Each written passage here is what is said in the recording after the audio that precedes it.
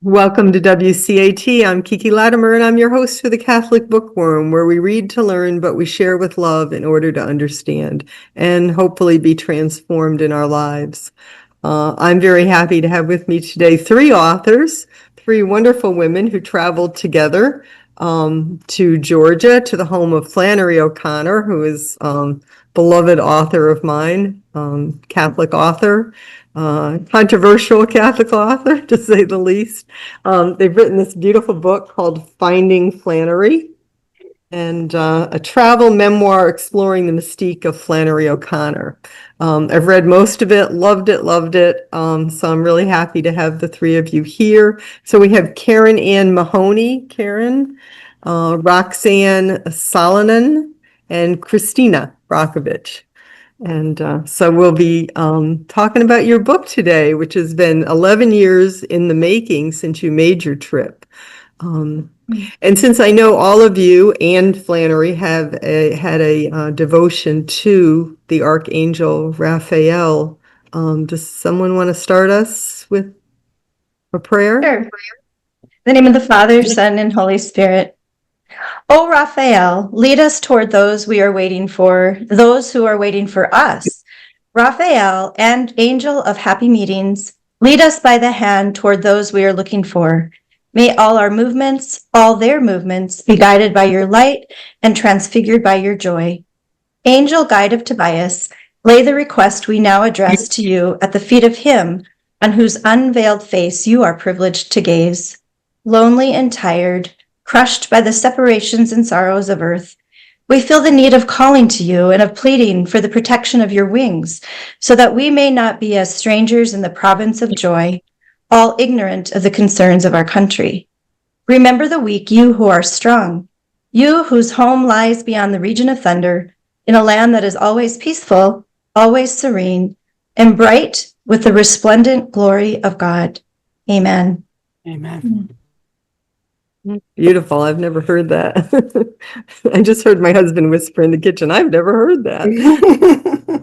There's a few prayers to Saint Raphael, Archangel Raphael, but this is one of the lesser known ones, I think, but it was one that was very dear to Flannery. So beautiful. So 11 years ago, you three and another woman, it was Beth, right? All sort of met through a Catholic writers group. Mm-hmm. And, yes. It was the Catholic Press Association at the time, and the founder of this writers group, Maria Scaparlanda, saw a need for freelancers to have some extra connections that we're kind of isolated as freelance writers, and she saw a need to what had started at the conference to continue onward so that we could continue to support one another. And so at some point, all three of us were brought into this chat. It was before social media, so we communicated by email. And at some point, the three of you who really didn't know each other as friends decided to travel together to Georgia. Right. Yes. The desire to travel to Flannery O'Connor's home in Milledgeville, Georgia, was on my heart for several years.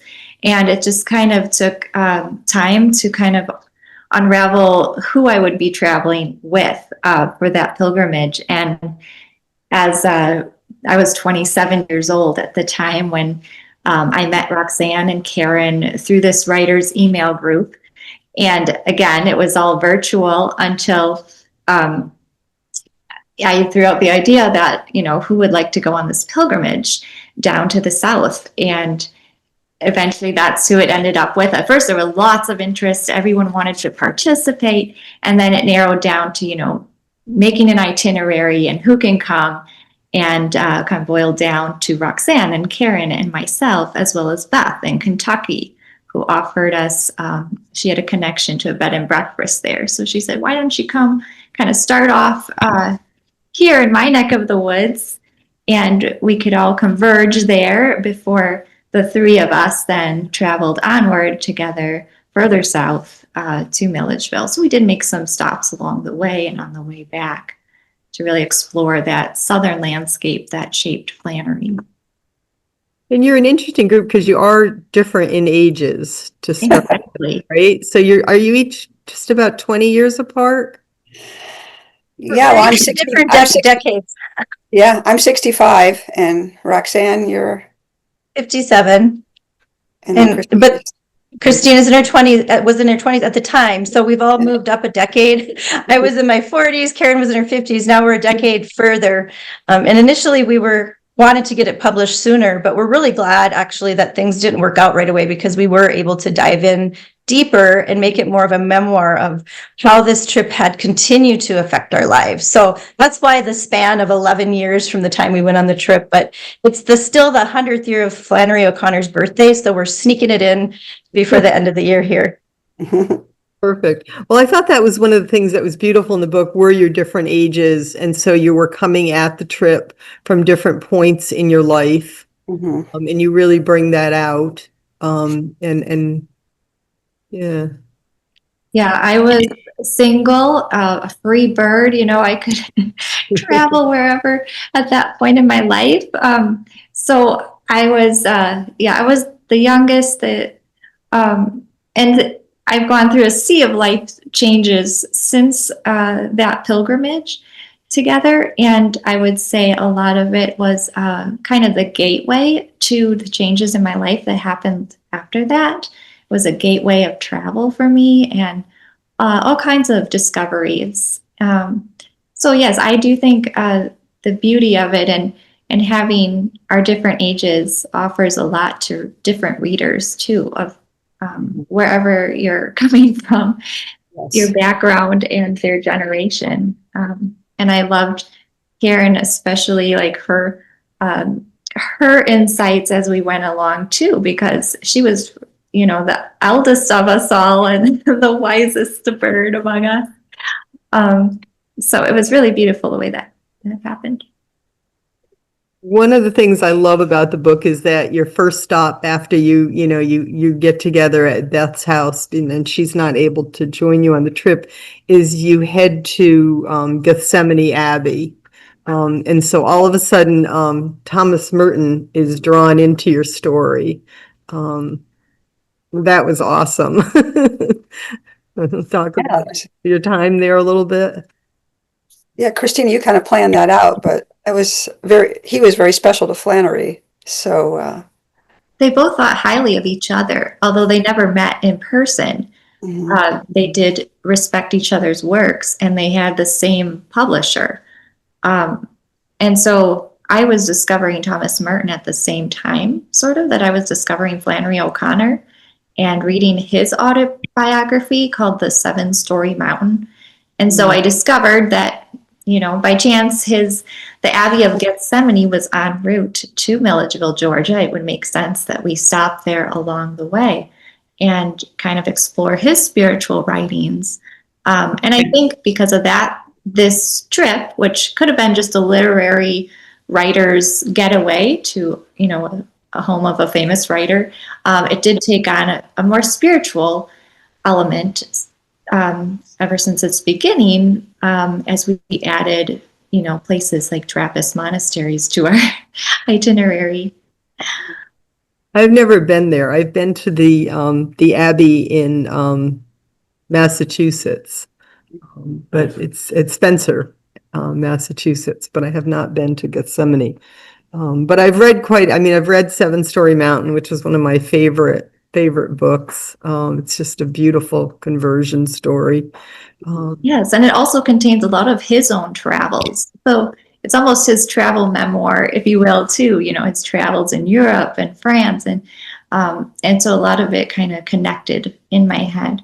But we also added another monastery on the way back from our trip in Georgia, which is a monastery called Monastery of the Holy Spirit.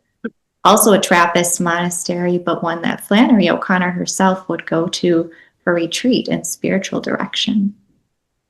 Okay. So that's the part of the book I did not get to. So I'll get to that hopefully later on today or tomorrow.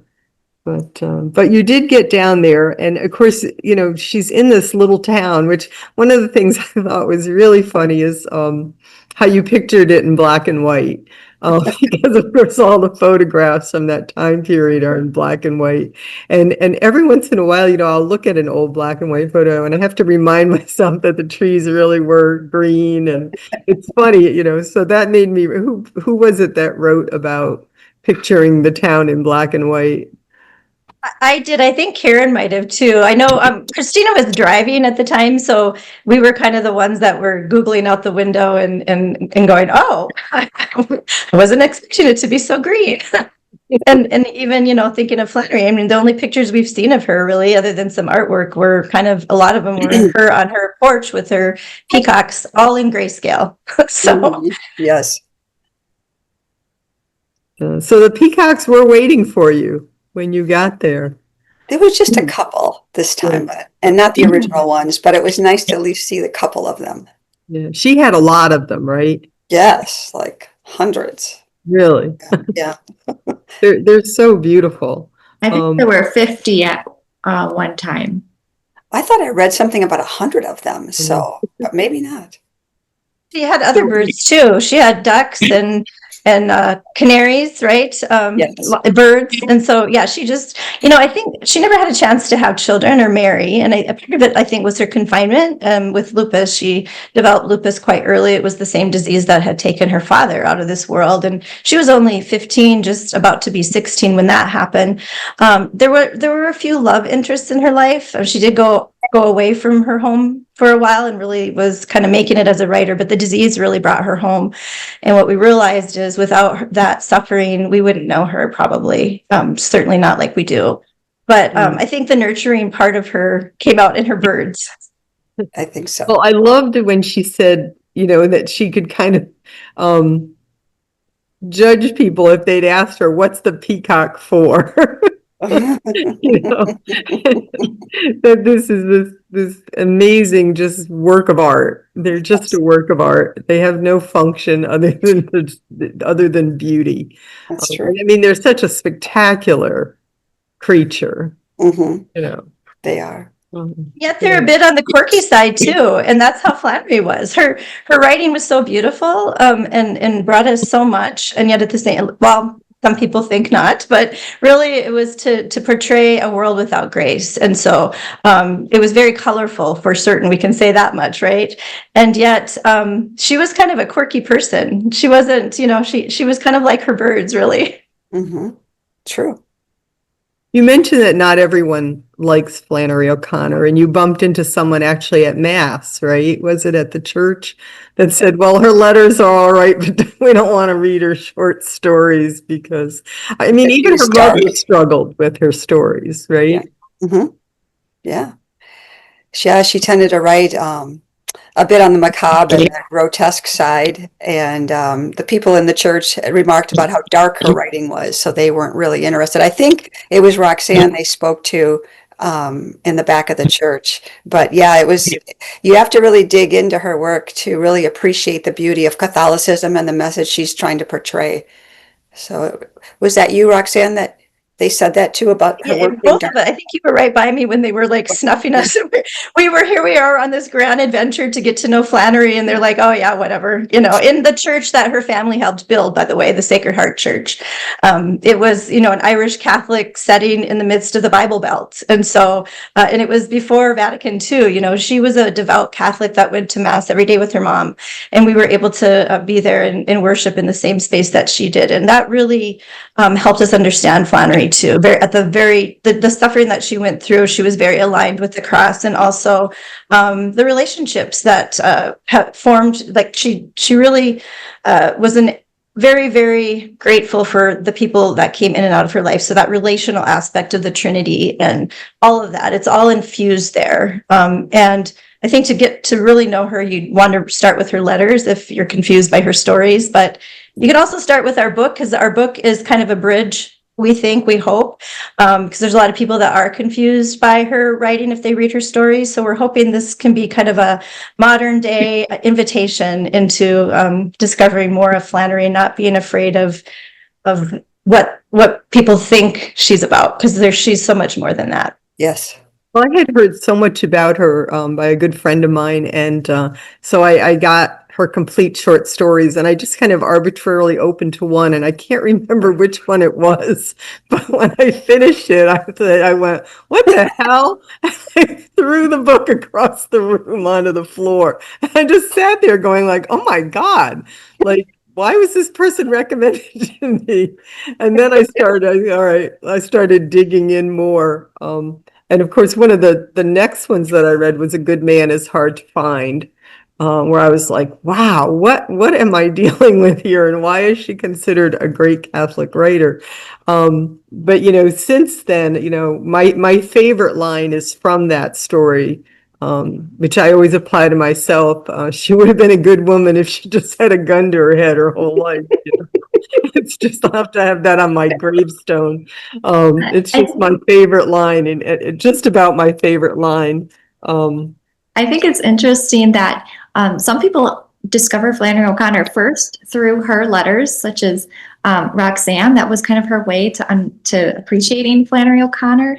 Whereas like Karen, she discovered her fiction first and found it, I don't know, you actually discovered a lot there, Karen, to kind of help you through dealing with some hard background in your childhood and so forth, which is interesting. And I think a lot of people in Flannery's day even kind of misunderstood her, or why would she write like this?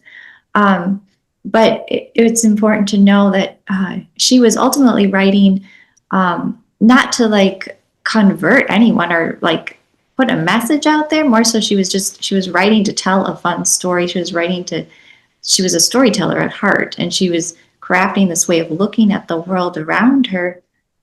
She had a vision, a Christian vision of reality that she wanted to put into words. But she was a thinker and a philosopher as well as a artist.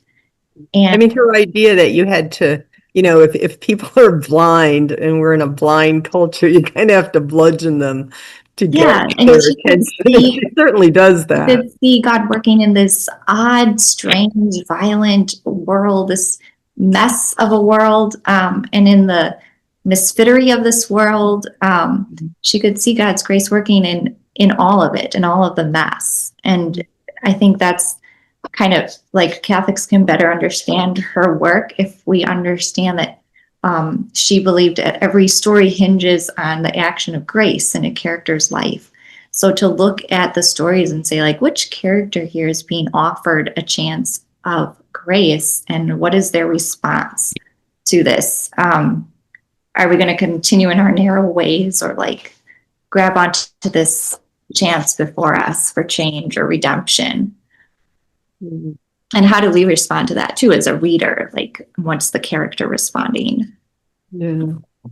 That helped me understand it and appreciate the humor too that's in her stories, which sometimes it's not as evident there at first, but then once you read a few of her stories, you realize she's actually pretty funny. She's very funny. She's extremely funny. I mean, her sense of humor. One of my favorite lines here is where she says, Southern writers, I mean, her mother wanted her to write about good people and nice people, right? And I could just see this, this Southern mother going, good God, my daughter's writing about, monsters and murders and freaks. And I loved her quote, Southern writers particularly have a penchant for writing about freaks. I say it is because we're still able to recognize one. That's another one of my just all-time favorite lines. But there's such truth in that. Things are usually funny because they're true. True. Exactly. Yeah.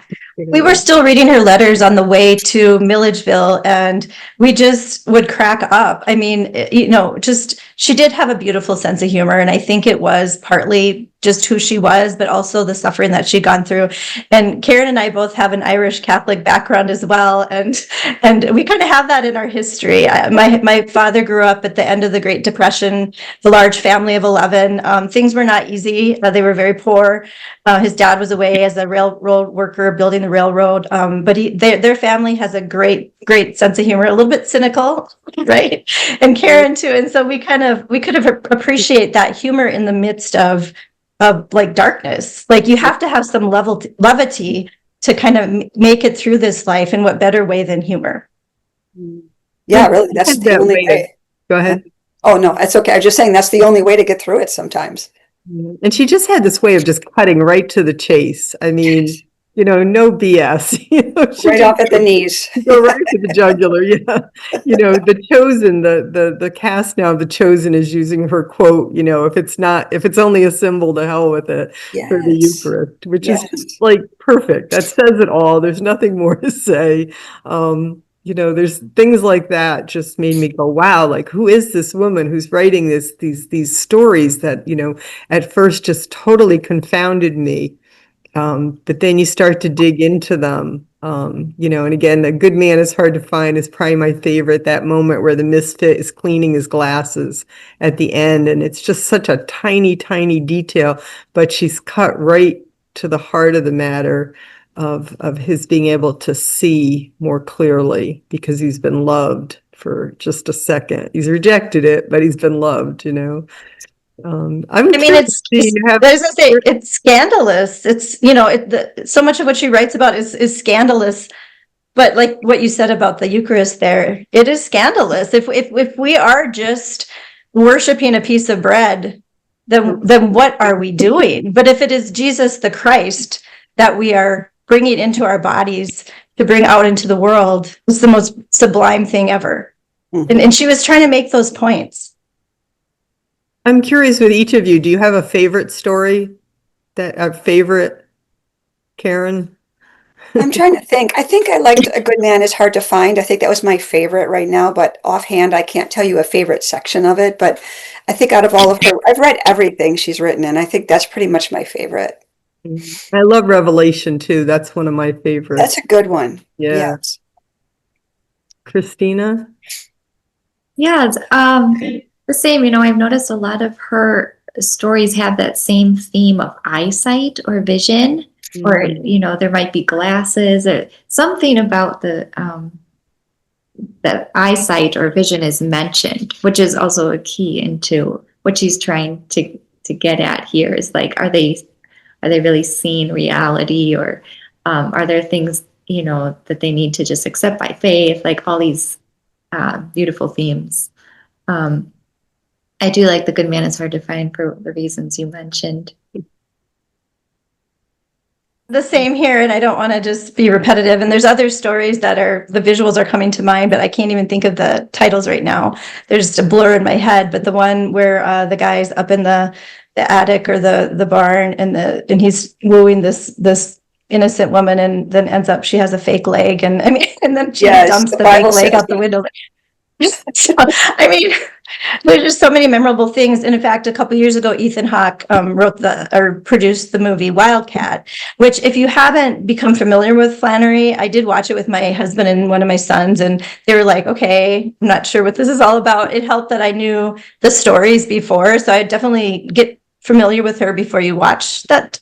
And it was Ethan Hawke and his daughter Mia, I think was her name, that played Flannery in the documentary. But or you could go and watch that and just get a taste of some of her things and then go find the stories. I think that would be another good way to do it. But yeah, such great and horrifying and scandalous visuals that she presents us, but there's always something deeper. And I think that's what we're trying to help people understand. Like, keep going a little bit further, like with the Eucharist, keep going. It's not just a piece of bread. Keep going into the mystery of it.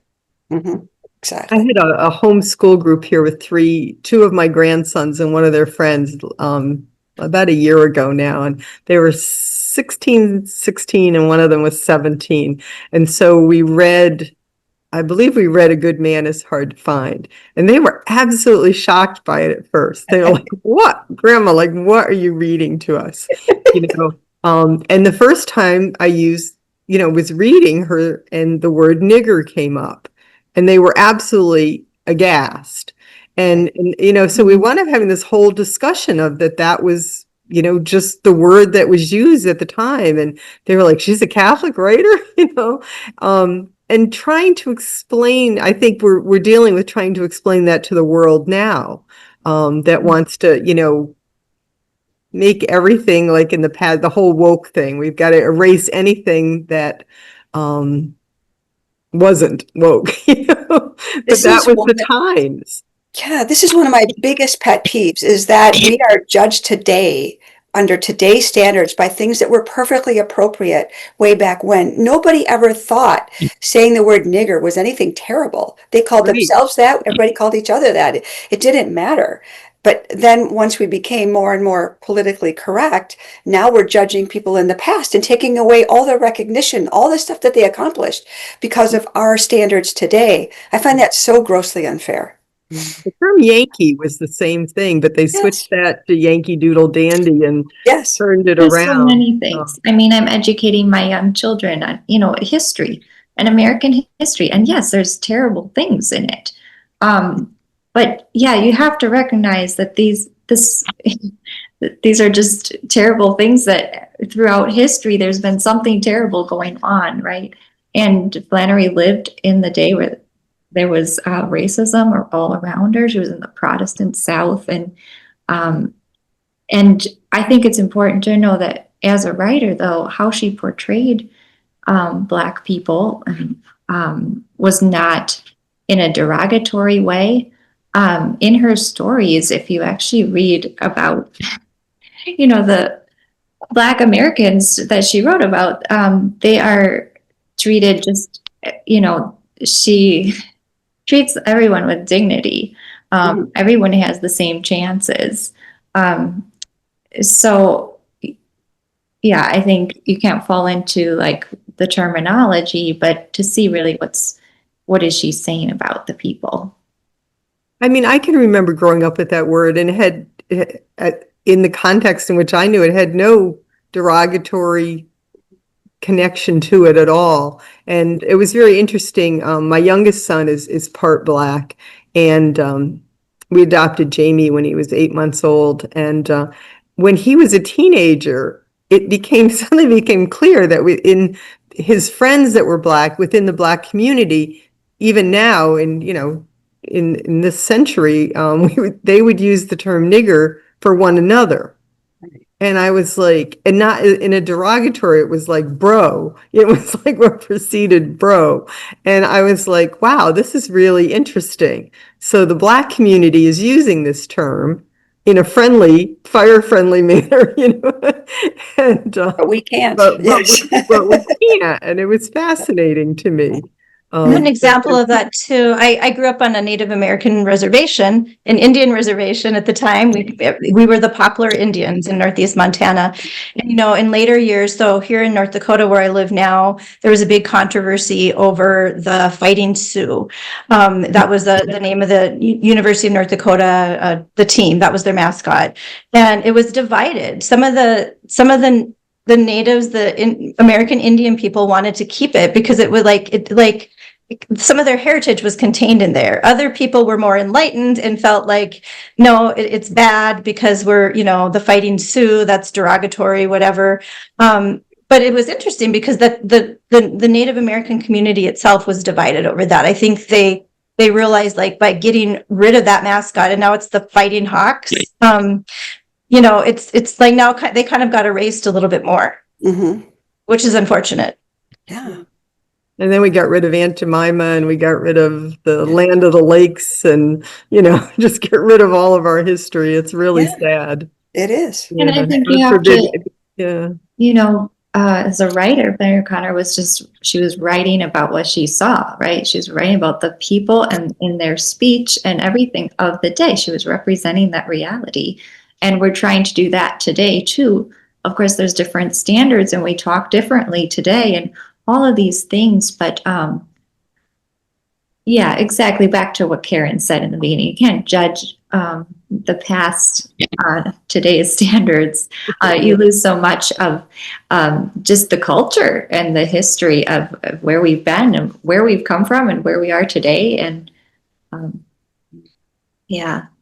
I mean, and she's such an amazing writer. You talk a lot also about her mother, the role Regina played, which I loved, because I mean, this was a young woman who had this serious disease, had to probably at one point she probably felt like she was giving up her career. She was leaving, New York. She was at Yaddo, which is a beautiful place if you've never been there.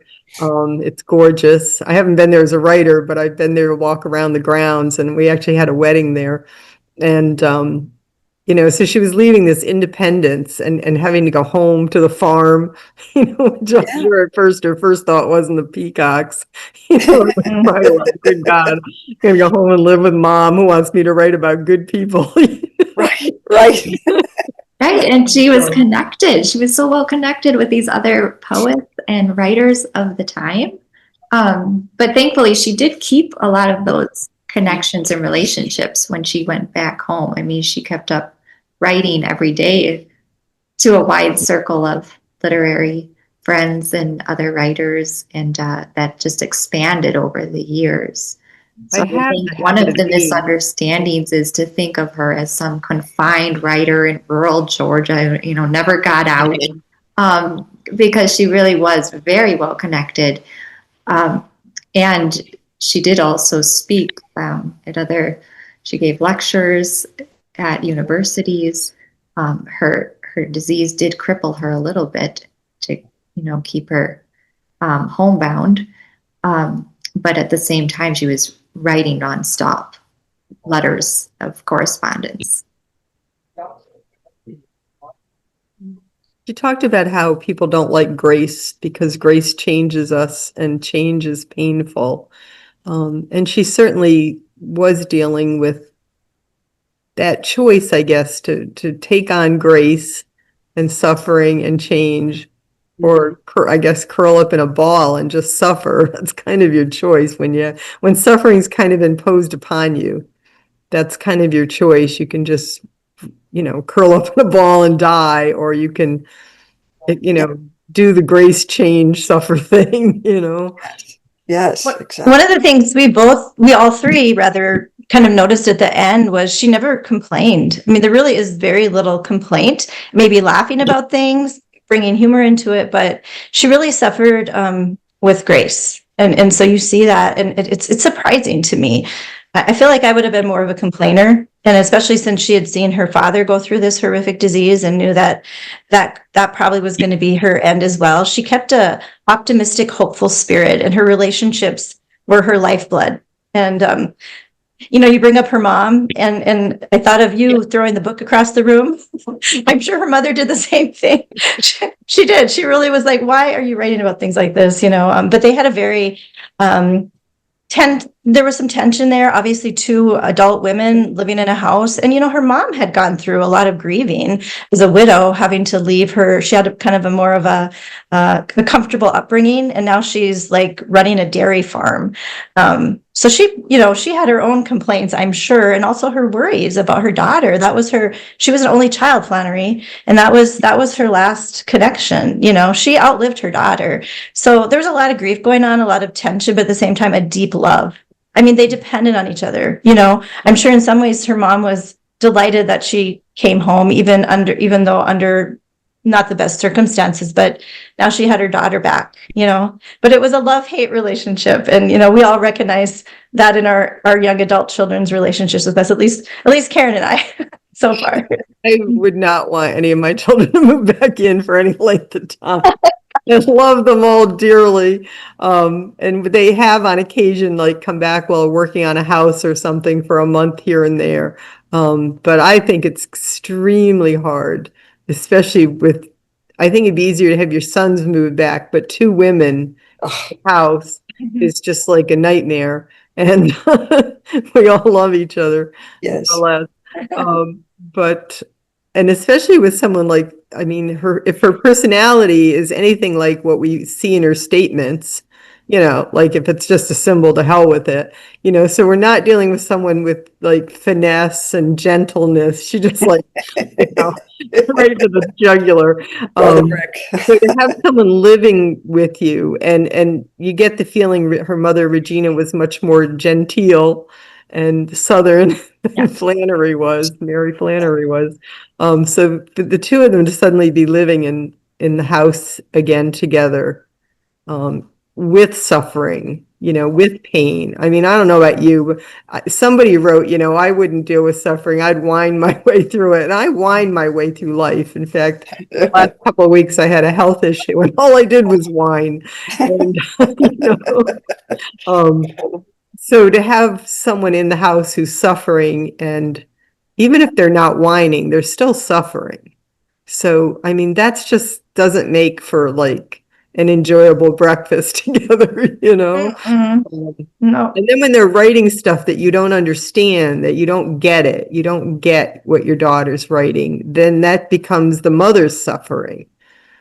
Probably with some embarrassment too, maybe thinking that maybe her daughter's going to be ridiculed and not really praised for what she's trying to do, so I think there's that in the background. Did Regina ever write anything about any Not of that I know of. Interesting. Mm-hmm.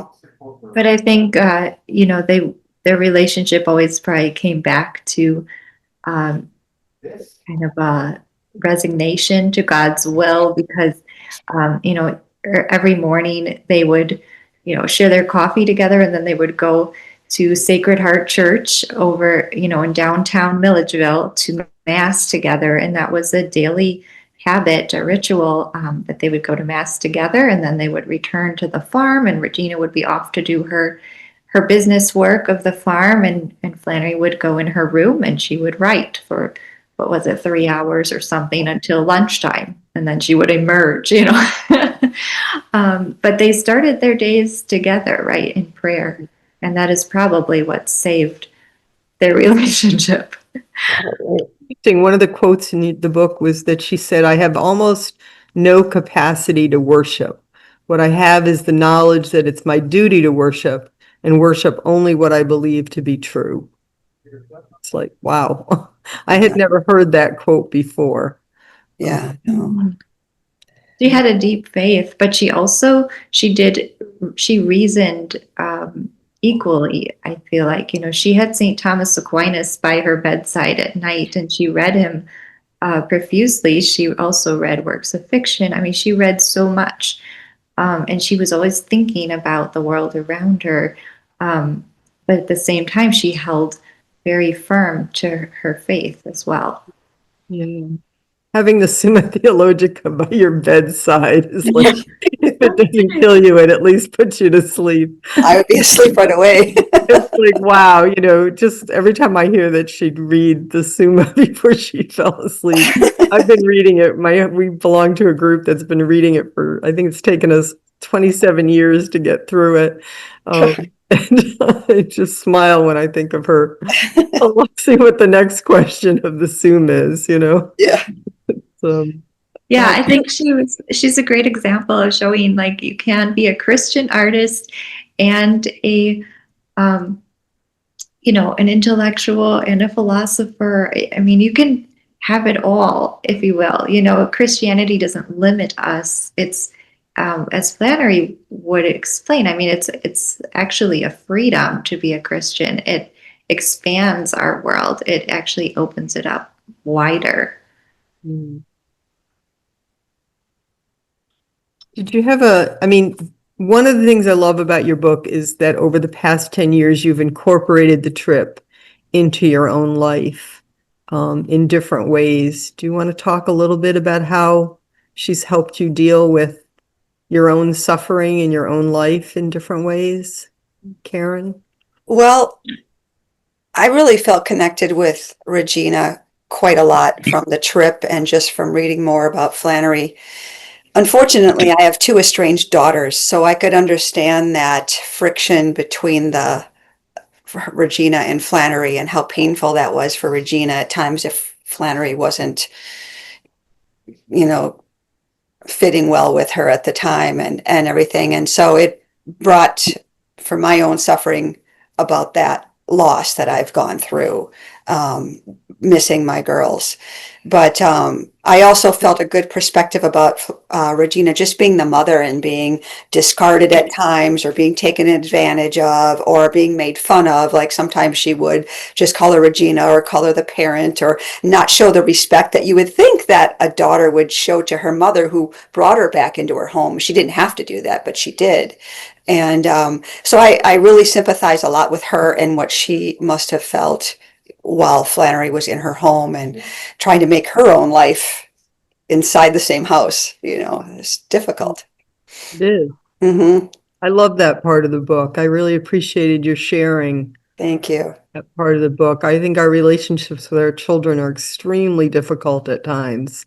Yeah. Poor adult children, and it can be a real challenge at times. A lot of tears. Who brought this kid up? Where did that come from? Yeah, I have 5 children, and I have 3 boys and 2 girls, and the boys are very close, but for some reason the girls are not, and it's very painful. So yeah. It is. I have one that's really difficult in my family, and and so reading that part was like, yeah, wow, okay, I'm not the only person dealing with stuff like No, it's hard to write it too. I really appreciate that. Really, I think people need to hear our stories. C.S. Lewis said, "We read to know we're not alone," and I think sometimes, especially with social media, we always put our nice stuff on social media. We don't put most of us don't put our crap out on social media. We put our good pictures. Now we have these little filters that make our skin look smoother than great. Thank goodness for those. So, people think our lives are just, a trip to Georgia. You know what I mean? No, they're gritty and ugly and Yeah. full of tears. Yes. Yeah. And I think that's it exactly. As a writer, you got to write about the grit and those tears. And I'm at the opposite end of the spectrum with when I started out this trip, I was single. Soon after, I was traveling across to move out to Washington State, where I met my husband, and we got married. We started a family out in Washington State in the beauty of the Pacific West Coast, and so we were, having our babies out there, and this all comes into my coming of age story in this book, and so. Yeah, again, just this book's written by 3 different generations, and we were all I was learning how to be a mother from, with a newborn. Well, Karen and Roxane were veteran mothers at that point. And, but we were staying together to work on this project during all of these years. And so even to read their experiences as I was trying to kind of learn my own, it was kind of it was a pilgrimage of its own. Yeah, Roxane? Yeah. And for me, it was really, I write for a secular newspaper. And at the time that this was unfolding, I was found a new group of haters in my circle. And I was really tempted to just give up the whole thing because I didn't really want to be thought of that way. But she really gave me courage. She really helped me push through all of that and just continue to speak the truth with grace and also with love. I loved really how she reached out and had these beautiful relationships. Relationships were so important to her. Her friendships were so dear to her. And that was another thing that not only taught me something, but then we also mimicked that through our friendships. And I don't think this kind of book could have been written by just one person. I mean, could have, but there was something about the entwining of all of our experiences and just the uniqueness of every soul. And the uniqueness of her soul as well. And speaking of soul, we got to actually sit at her gravesite too, which was a privileged evening. The sun was just starting to set. We had just had a wonderful Georgia meal together, and we got to sit and really just contemplate life and death, and what is it that we leave this world, you know. For her, she left her writing, her relics, and they live on, and they continue to inspire us, and in so many ways, and that was just a beautiful gift to us as writers, to know that what we do in the small little things, and even in our sufferings and our joys, and what we share with the world, that has an impact. And we may not know, you know. Flannery didn't really know her full impact, and her mom probably, I would assume, in her later years began to see just how vital Flannery's writing was for the world. And I'm sure that in time, any of the misunderstandings or whatever were resolved, you know. But it might have taken Flannery's death for that to happen. But all this to say, it's not just about this world, but the next, right? We're always looking to the next world. And Flannery really taught us that life can end at any moment. What are we going to do with the time that we have? That's the question, right? That we all have. And I think sometimes we discard that or put it aside, but I think Flannery really brought that forward to all of us. We have this little bit of time on the earth. It's just a blink. What are we going to do with it? And are we going to live passionately, or are we going to just sort of dwindle away? She chose the latter, the former, to do that. And so we were inspired in that same way, and it's going to continue to inspire us. Mm-hmm. Jordan Peterson talks about the words of Alexander Solzhenitsyn, how every individual choice matters. And I think, you know, sometimes we lose sight of that, you know, it matters. That you wrote this book matters. It's a beautiful book, ladies. So much. I thought it was amazing how you wove together as you went along. You chose to give your voice as birds, 3 birds. Yeah, you know, we wanted to help the reader differentiate between our voices, and we also felt like we each had a story to tell, and so it wouldn't make sense really to just, you know, mix all our words together, but rather to have portions and to each offer our perspective at the different points along the itinerary as we were traveling, and what we were seeing and witnessing to in the South, and then how it was changing us. And so Roxane, I think, came up with the idea of, well, let's each take on a bird emblem, and let's each pick a bird. And then I asked a writer, or I'm sorry, an artist friend in Washington along the way to help us. Can you do a sketching of these birds, you know, that we can put in the manuscript and kind of offer this vision as we go forward working on this manuscript? And eventually it led to what it is today, with our current artist offering beautiful watercolor illustrations of each of our birds. Well, I loved it. I thought, and I would check to see, okay, which bird is speaking? Is it the jay? Is it the cardinal or the canary? I loved it. I thought that really worked well for the book. There's so much in it. I haven't finished it, but it's Finding Flannery, a travel memoir exploring the mystique of Flannery O'Connor. And you've got your peacock feather on the back, which I love. There's so much in the book. Is there anything, I mean, we could talk all day, I know.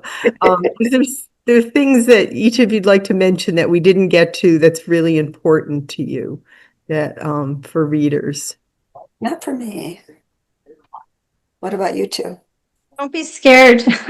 Don't be scared. You know, I just want to say one more thing about the racism issue. So the farm help that they had on site there were Black people, and Flannery had a very loving, lively relationship with them. So I guess just an encouragement to everyone out there who's sort of judging whatever little bits of pieces, just to continue to look into the heart, peer into the heart, see more, be willing to dive into the mystery and not be satisfied with the surface. Go into the heart, go into the interior. And I think if you do that with Flannery, you will find her to be a beloved friend. Absolutely. Yeah, I've never been able to understand. Oh, sorry about that. She's look at this. Oh my goodness. Pretty. She is, she's been climbing on me for the past 5 minutes. What is her name? Her name is Yeva. She's a Russian blue cat. Oh, I had a blue Beautiful. kitty. I had a blue kitty for 18 years. Riley, I loved her. My favorite kitties. I'll just say that I hope Glad after she made an appearance. reading our book, people will be less intimidated to pick up Flannery O'Connor's fiction and her novels, her short stories, and dive in a little bit more. I think our book will offer some ways to better understand, or clues to look for, so that you can really appreciate those stories and just to take delight in the strangeness and oddness and misfittery of them. And to see the strong personality that is behind the stories. And I think also what I hope readers will take away is just encouragement to take chances, like to trust in the Lord and take wing, like go places, go travel, and go take that risk and discover, because throughout the trip, I think we all discovered more about ourselves in the end. I think trips like this are amazing. When Katie and Jenny, I think they were about 10 and 12, Katie had read all of Lucy Maud Montgomery's books, The Anne of Green Gables, and they all take place on Prince Edward Island. And we live in Rhode Island. And at one point, Katie said, could we go to Prince Edward Island where she lived? And I thought Prince Edward Island was like right above Maine, like right up there. So I pictured it like about a 5-hour drive.